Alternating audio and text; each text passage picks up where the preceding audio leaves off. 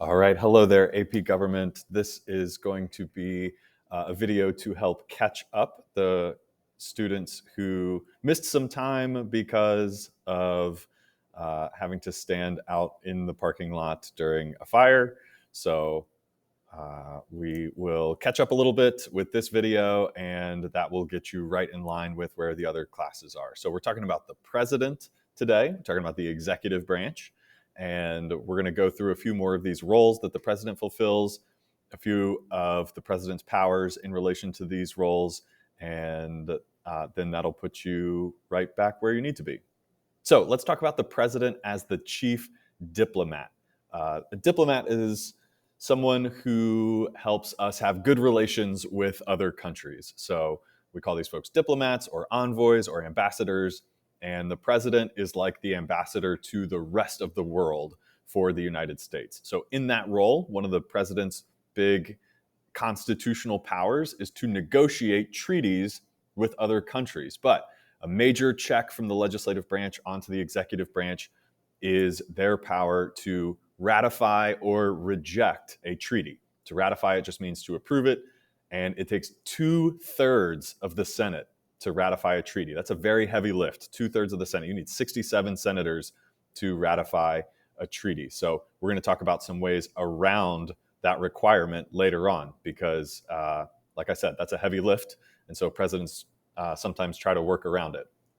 You may remember from U.S. history learning about Woodrow Wilson and the treaty that he negotiated where he had his 14 points, created the League of Nations, and then he brought it home and the Senate rejected it.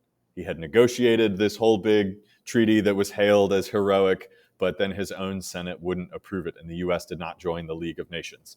So that's pretty embarrassing. Presidents want to avoid that kind of embarrassment. So they are really only going to negotiate a treaty that they know can get passed by the Senate. It's common for presidents to meet with foreign leaders or diplomats and ambassadors from other countries. Over here, we've got a picture of President Biden meeting with the Chinese President Xi Jinping. President Biden is on his way soon, as of this recording, abroad to meet with some foreign leaders. He's going to meet with the Pope. He is soon going to go to Scotland for a climate summit where he's going to meet with the leaders of other countries, and they're going to talk about how to combat climate change. Down below President Biden here, you've got Richard Nixon meeting with Chairman Mao from China, and that was a big softening of relations between the United States and China. It was hailed as a huge diplomatic victory for President Nixon. And then, of course, over here, you've got FDR sandwiched between Joseph Stalin of the Soviet Union and Winston Churchill of the UK. It's quite a sandwich to be stuck in the middle of. So it's normal for presidents to meet with leaders and diplomats of other countries, sometimes traveling abroad, sometimes they come to us. Presidents also are responsible for setting our foreign policy. Presidents set sort of the ideological mood for how we're going to relate to the rest of the world. Former President Trump used to say America first, whereas President Biden, to kind of draw some contrast, will say things like America is back, like we're back on the world stage and re-engaging maybe in a way that we didn't previously. It's common for presidents to appoint ambassadors. Ambassadors are sort of our point person on the ground in another country. So we have an ambassador to the UK, for example, and if something happens in the UK, if there's a crisis, especially one involving American citizens, maybe some American citizens get into trouble, the ambassador can sort of be the point person. They're also sort of just a cultural liaison sort of between our two countries. So you can be an ambassador to a friendly country, which is kind of a sweet gig, but we also have ambassadors in adversarial countries, and former ambassadors to Russia have talked about evidence that their residences were searched without their knowledge, or one talked about his kid being sort of followed on their way to school by goons in suits with earpieces, stuff like that. So, but if you're an ambassador, you are nominated by the president and you are confirmed by a majority vote in the Senate. So the last thing here, executive agreements. These are similar to executive orders, which we've talked about before. Remember, executive orders don't require Congress. You only need the president. Executive agreements are very similar. This is an agreement between two countries that does not require Senate approval because it's not a treaty, it's just an agreement. So it's a way around that Senate approval requirement. However, just like executive orders are not quite as permanent as laws, they can be undone by a future president. Same is true of executive agreements. Treaties are pretty ironclad.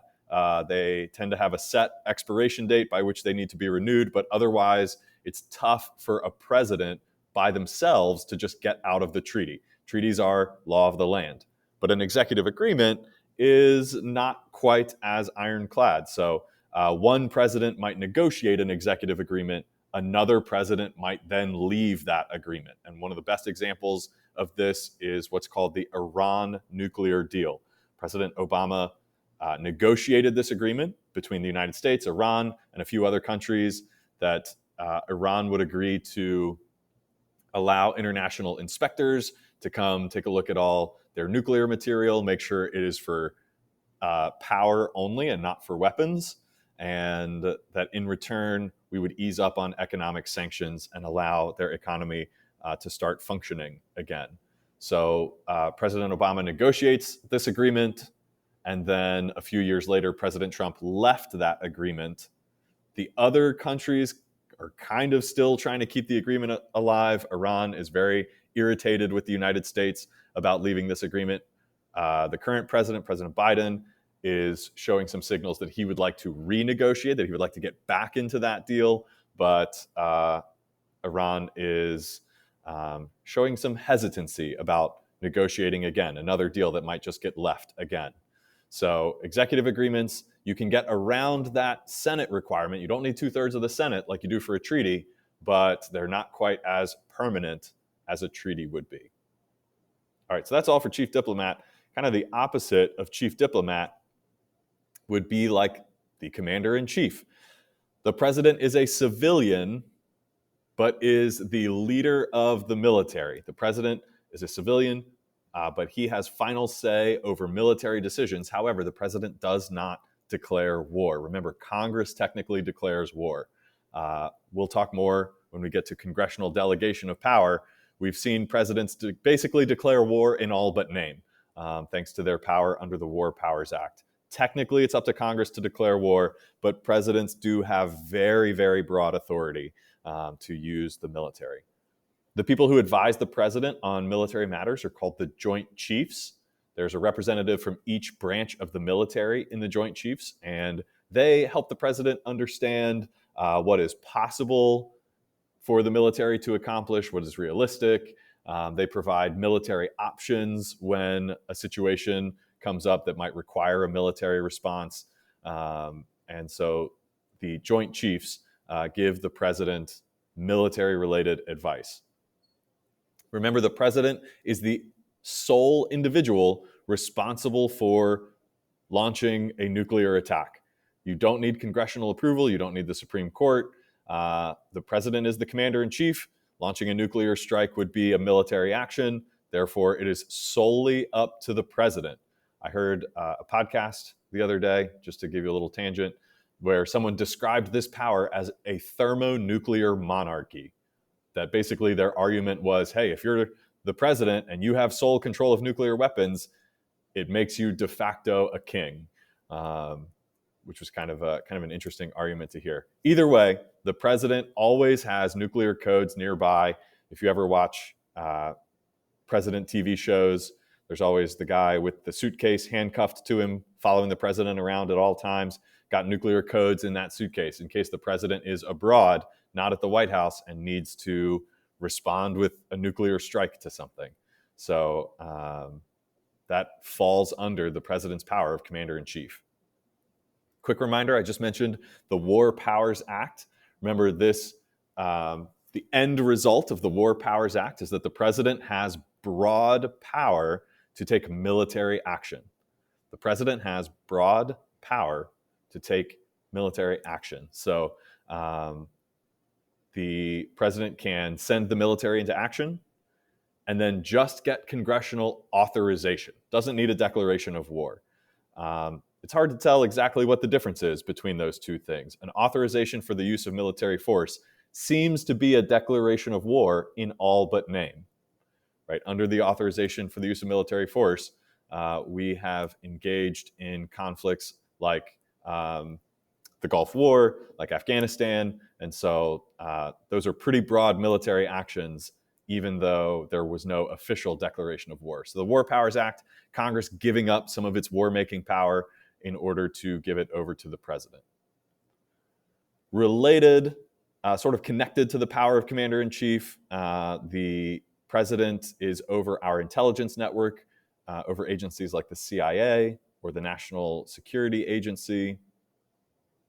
So he gets access to some of the best, most comprehensive intelligence in the world. The president gets briefings on a daily basis about what's going on in the world, situations that may require their attention. And speaking of the intelligence network, this law, which was passed after September 11th, the Patriot Act, this law is an example of the federal government getting more powerful, the executive branch getting more powerful, people giving up some privacy, some freedoms in the name of security. The Patriot Act authorized the federal government to collect data on Americans' communications without getting a warrant. So it increased the federal government's power to conduct electronic surveillance without getting a warrant. We're starting to see more opposition to the Patriot Act, seeing some of its stuff undone. But for a while there, it was passing Congress and getting renewed with very little debate, even though, again, it very much expanded the power of the federal government to conduct surveillance, electronic surveillance on Americans without a warrant. And that goes back to one of the first conversations we had in class about the balance between security and freedom. The idea that people would give up some of their freedom to privacy in order to try to stay safer. All right, let's talk about this last piece for today, and then that will catch you up with everyone else. So the president has a legislative branch role as well, even though the president isn't in Congress, and we've got separation of powers. These are two distinct branches, but the president, especially in the modern era, is taking on a much more active role in Congress and getting bills passed to become laws. Each year, the president gives a speech called the State of the Union Address.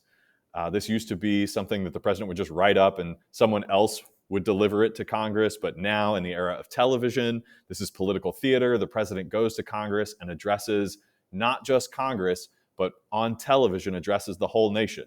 The State of the Union Address is an opportunity for the president to brag about their accomplishments and to set the agenda for what they want to accomplish in the future.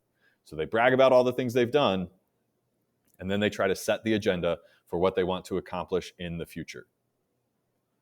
When Congress passes a bill, presidents have the option to sign or veto that bill. They can either sign the bill into law or they can veto the whole thing. We've talked about pocket vetoes before. Remember, this is something that doesn't come up in the real world that often, but it is a College Board AP exam term, just something for you to be aware of. If Congress passes a bill and then Congress adjourns, meaning they leave town, they all go home, after 10 days, if the president has done nothing, that bill is considered vetoed. So Congress has to pass the bill, then adjourn. Then the president just does nothing on the bill for 10 days. At that point, the bill is considered pocket vetoed. That is constitutional. The pocket veto is in the Constitution. The line item veto, on the other hand, is unconstitutional. Congress gave this power to the president, and then the Supreme Court struck it down. The line item veto would allow the president to veto parts of a bill and then pass the rest. The line item veto would allow the president to veto parts of a bill and pass the rest. The Supreme Court struck it down, arguing that it made the president too much like a legislator, that it violated the separation of powers. So a line item veto is unconstitutional. Often when presidents are signing bills into law, they will issue what are called signing statements. So they'll say that there's no legal power to a signing statement, but it's the president kind of expressing their feelings about the bill. Signing statements are common when presidents feel like they are being forced into signing something. Maybe they know if they vetoed this bill, it would just get overridden, and that looks bad. Or maybe politically, they feel like they don't like this bill, but they're going to have to sign it because it might hurt their reelection chances if they don't. Signing statements are a way for a president to say, I really don't like this. I plan on fighting to not enforce this as much as possible, but I guess I'll sign it because I have to. So signing statements don't carry any legal weight, but they are a way for the president to express how they feel about a bill and how they plan to enforce it.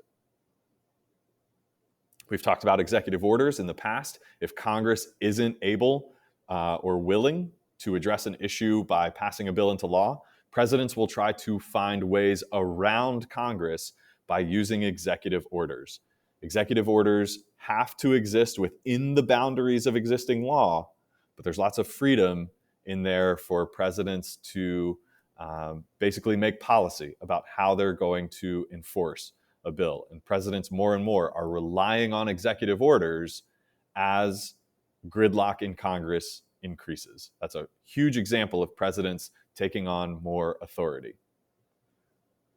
If you want a bill to get passed into law, you have to work with Congress if you're the president, and that's going to require some compromise. Right now, as of this recording, Democrats control the House of Representatives, the Senate, and the White House, but they have very narrow majorities in Congress. So Biden has his economic plan that he's trying to pass, but he's had to compromise a lot, even with members of his own party, to get it through. He had a bunch of things that he wanted to accomplish that are going to get left out of this bill because he couldn't get enough votes from his own party. As you get closer to the midterms, Congress kind of gets spooked about working with the president and passing big legislation. So you really want to pass it in your first year as president, especially since you know one of the most reliable trends in American politics is that the president's party loses seats in Congress in the midterms. It's very common. Presidents often get elected and have majorities of Congress at the beginning of their term.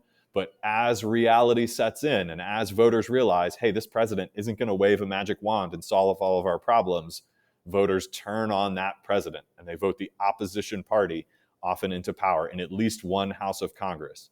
So that tension increases. Presidents want to get something done fast to try to avoid losing too many seats in the midterms. Presidents, it's common for them to propose legislation, sort of stuff that they can put their name on. So former President Trump did tax reform. That was his big landmark piece of legislation. Former President Obama did Obamacare, the Affordable Care Act. Two ways of saying the same thing. Under FDR, we had the New Deal. So that was his, that wasn't just one law, but that was a series of programs that he pushed Congress to authorize and create.